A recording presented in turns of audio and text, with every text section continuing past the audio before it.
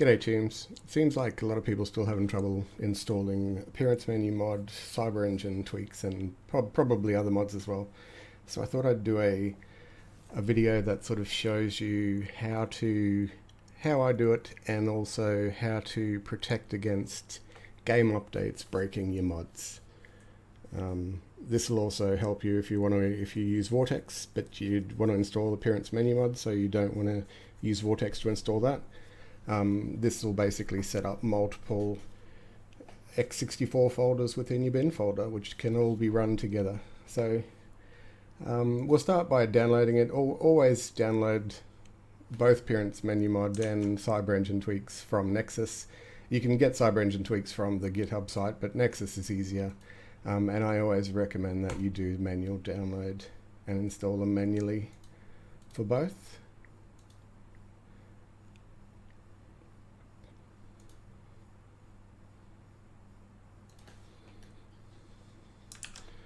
Alright, so I've got them here.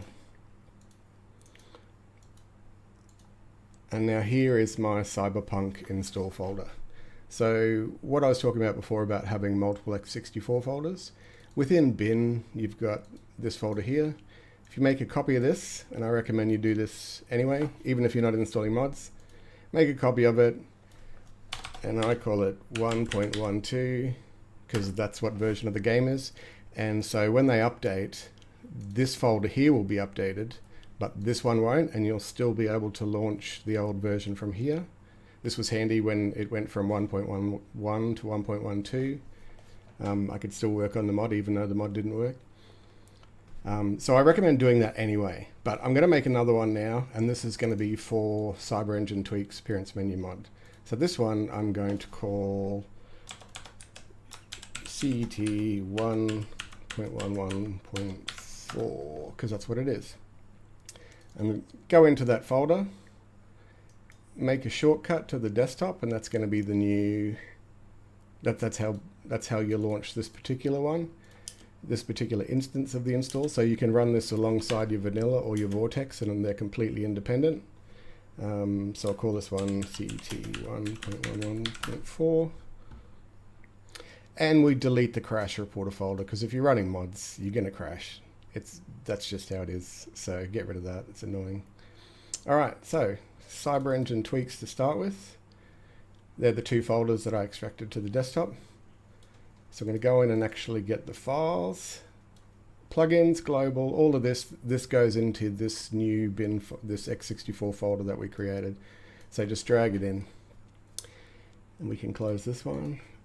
Now, one thing I'll point out, because a lot of people seem to get stuck here, within the actual Cyber Engine tweaks folder, it doesn't include a mods folder.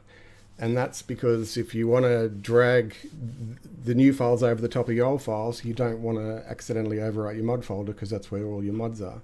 So because this is a clean install, we don't have any mods. So I'm just going to make it. I could drag it across from the Appearance menu folder, but I'm just going to do it this way. So you have to make that if it's not there. And I think that's where a lot of people are having trouble. So now we go into the Appearance menu mod folder, and I'm going to drag that into there. And now this time I'm going to show you it running the first time, because so many people ask the same questions about this.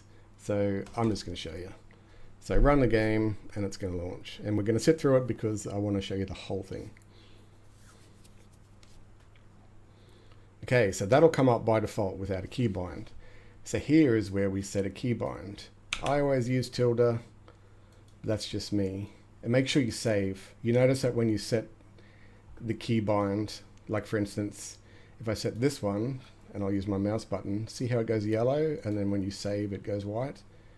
So if you set the keybind and don't save it, then it's probably not going to work. All right, I like to get it all set up, just, you know. Anyway, all right, so, and then it'll come up. So I can toggle it with the tilde key, which I set for the keybind, or if I hit my mouse button, I can bring up just the menu. Mind you, if I do it this way, I don't have access to the mouse. And that is how you install and have multiple installs. So now, just to prove a point, to go back out, Oh, I might as well kill it. If I go back into my folder, and then I run the original one, it won't have any mods. So if you use Vortex, Vortex installs by default to the default x64 folder. So by making a copy and running the game from there and installing all your mods from there, it won't conflict with your Vortex install. So if you prefer to use Vortex for everything else, that's fine. But at least this way you got options. And also it's handy whenever there's a new game update. If the old install folder will generally work with the new files, touchwood. So it gives you a way of ensuring that even when there's a game update, you can still use your mods and you don't have to not use them while you're waiting for the developers to update. All right, well, I hope that clears up any confusion. And I hope you all have a good time using the mod. Okay, see ya.